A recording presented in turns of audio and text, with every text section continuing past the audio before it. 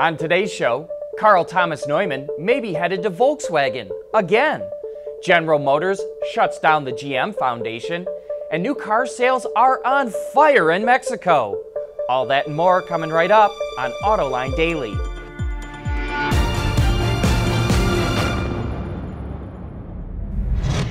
This is Autoline Daily, the show for enthusiasts of the automotive industry. Earlier this year, General Motors agreed to sell Opel to PSA, but the CEO of the German automaker won't stick around to see it happen. Reports surfaced this weekend that Karl-Thomas Neumann will resign.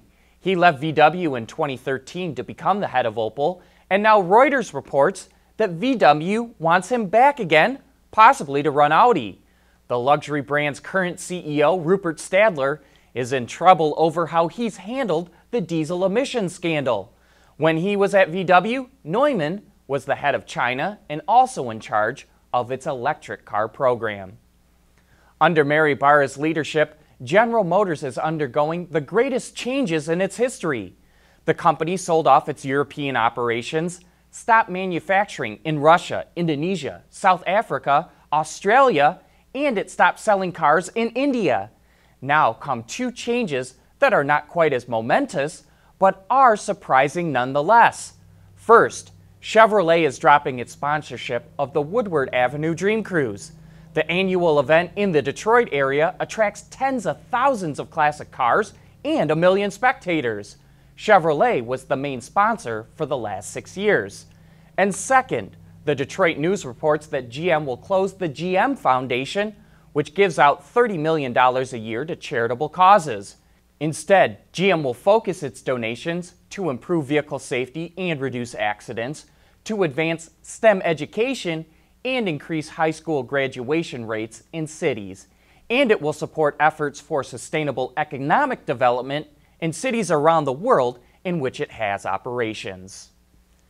New car sales are on fire in Mexico.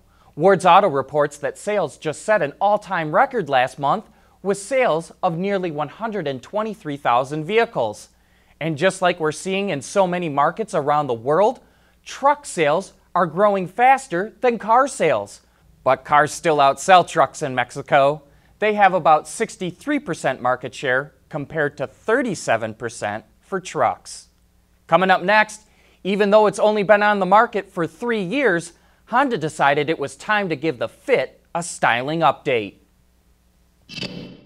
Autoline Daily is brought to you by Bridgestone Tires, your journey, our passion. Dow Automotive Systems, advanced materials that deliver better results. And by Lear, a global leader in automotive seating and electrical systems. You know, here's a great example of how popular crossovers have become. Take the Honda Fit and HR-V. Both are built on the same platform, and the newest version of each came out as a 2015 model. Today, the Fit sales are down only slightly, at nearly 22,000 units sold so far this year. The HR-V, on the other hand, has sold nearly 38,000 examples, which is up over 26% compared to last year. But maybe in a hope to attract some new customers, Honda just unveiled a refreshed version of the Fit. The grille, headlights, and lower fascia have all been reworked, and a character line now runs the length of the bumper in the back. There's also a new Sport model that slides in between the LX and EX trim lines and has its own unique touches. And Honda's suite of driver assist features are now standard on EX models and above. GM may have stopped manufacturing in Australia, but it's not giving up on the Australian Supercar Racing Series. Holden just released images of the next generation Commodore Racecar, which will debut in the Australia Supercar Championships in 2018. For next season, the car will be powered by a V8, but after that, the team plans to switch to a new turbocharged V6 that's currently being developed by GM's Performance and Racing Center in Pontiac, Michigan. The car is currently undergoing development with Holden's official racing team, 888 Race Engineering. Car sharing could be the mega trend that upends the auto industry, so it behooves automakers to learn how to do it on a massive scale. Toyota is experimenting with this in Australia. The automaker's fleet management company in the country just launched a new web-based car-sharing scheduling, booking, and reporting system. Users can access a list of all the vehicles at any time, can easily see which ones are available, and schedule a booking. There's even a keyless entry option with a smartphone or swipe card. And some businesses might even be able to make a little extra cash on the side by making their vehicles available in the evenings or on weekends. Coming up next, Lincoln was inspired by piano keyboards to shift gears on the new Navigator. For the people at Dow, racing is a sport and a science. We enjoy one and learn from the other. But like most competitive people, we like winning at both. This is the human element at work. Dow. On last week's Autoline After Hours, we were joined by Andrew Kernahan, the Chief Program Manager of the Lincoln Navigator, and he explained how they came up with its unique, shall we call it, a shifter?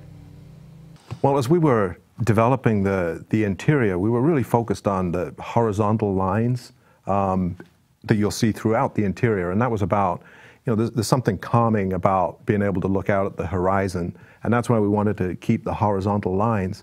And one element of that is the horizontal shifter, the PRND, across the center of the IP. And we did a lot of clinic work to define how that looked and how that felt. We looked at pianos, we actually looked at guns on how the triggers feel as we were developing the curves for how each one of those buttons feels. And then as we developed it, we decided, okay, we've got to move it over to the left, so it's closer to the driver.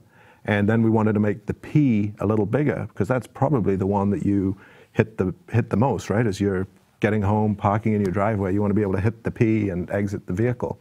And then the ones that you perhaps use, or the one that you perhaps use the least, is the N. So that's been made a little bit smaller, and then you've got the R and the D. So there's a lot of thought that went into how it looks and feels. To learn more about the development of the all-new Lincoln Navigator, you can watch that entire show on our website, Autoline.tv, or you can find it on our YouTube channel. That's it for today. Thanks for watching, and please join us again tomorrow.